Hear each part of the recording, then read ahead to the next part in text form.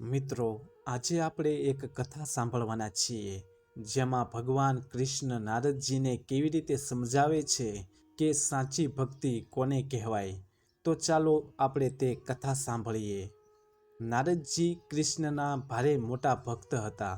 હરિ પ્રત્યે તેમની ભક્તિ એટલી તીવ્ર હતી કે એ માનતા હતા કે એમના જેવો મોટો હરિભક્ત બીજો કોઈ નથી। ભગવાન કૃષ્ણએ નારદ મુનિના મનનો ભાવ વાંચી લીધો અને એમણે નારદજીનું અભિમાન ઉતારવાનું નક્કી કર્યું। ભગવાને નારદ મુનિને કહ્યું, મહર્ષિ, ગંગા નદીના કિનારે સુવર્ણપુર નામે એક ગામ છે। ત્યાં કાળુ નામનો મારો એક ભક્ત રહે છે। તમે થોડો સમય એમની સાથે રહો તો તમને કંઈક નવું જાણવા મળશે। નારદજી તો ઉપડ્યા સુવર્ણપુર ને પહોંચ્યા કાળુ પાસે અને જોવા લાગ્યા કે કાળુ આખો દિવસ શું કરે છે। નારદજીએ જોયું કે કાળુ સવારે વહેલો ઉઠીને એક જ વાર હરિનું નામ બોલતો, પછી હળ લઈ ખેતરે જતો, આખો દિવસ ખેતરમાં કામ કરતો, રાત્રે સૂતી વખતે ફરી એકવાર તે હરિનું નામ લેતો। નારદજીને થયું, હરિભક્ત શું કહેવાય એ આ ગામડીઓ શું જાણે। આખા દિવસમાં 2 જ વાર હરિનું નામ સ્મરણ કરે છે અને આખો દિવસ તેના દુનિયાદારીના કામોમાં રચ્યો પચ્યો રહે છે। કાળુ સાથે એક દિવસ કાઢી નારદ તો પહોંચ્યા પાછા ભગવાન પાસે। હવે ભગવાને નારદને કહ્યું, મહર્ષિ, એક પવાલું લઈ આવો અને તેને છલોછલ દૂધથી ભરો અને દૂધથી ભરેલું આ પવાલું લઈ આખા વૈકુંઠની પ્રદક્ષિણા કરી પાછા આવો। અને હા, એક વાતનું ધ્યાન રાખજો કે દૂધનું એક પણ ટીપું નીચે ન ઢોળાવવું જોઈએ। નારદજી તો દૂધનું પવાલું લઈને ઉપડ્યા અને વૈકુંઠની પ્રદક્ષિણા કરીને પાછા આવ્યા।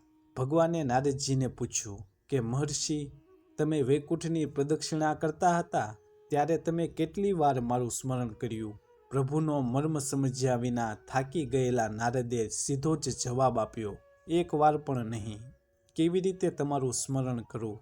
દૂધનું પવાલું છલકાય નહીં ને એનું એક ટીપું ઢોળાય નહીં, એ માટે મારું બધું ધ્યાન દૂધના પવાલા પર જ હતું।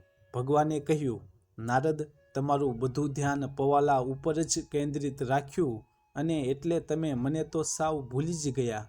હવે પેલા ખેડૂત કાળુને જુઓ, પોતાના કુટુંબ અને સંસારની જવાબદારી નિભાવતા આખોય દિવસ તે કામમાં મથ્યો રહે છે, મહેનત કરે છે, રોજ એ ચક્ર ચાલ્યા જ કરે છે।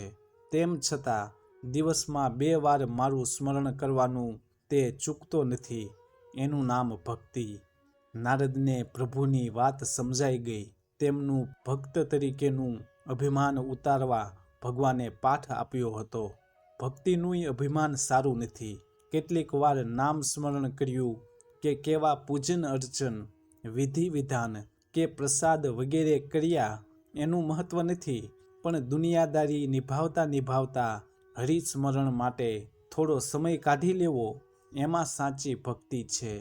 તો મિત્રો, આ કથા તમને કેવી લાગી અમને કમેન્ટ બોક્સમાં જરૂર જણાવજો અને આ વિડીયોને તમારા મિત્રો પરિવારજનો સાથે શેર જરૂર કરજો અને આ વિડીયો પસંદ આવ્યો હોય તો આ ચેનલને સબસ્ક્રાઈબ કરવાનું ના ભૂલતા।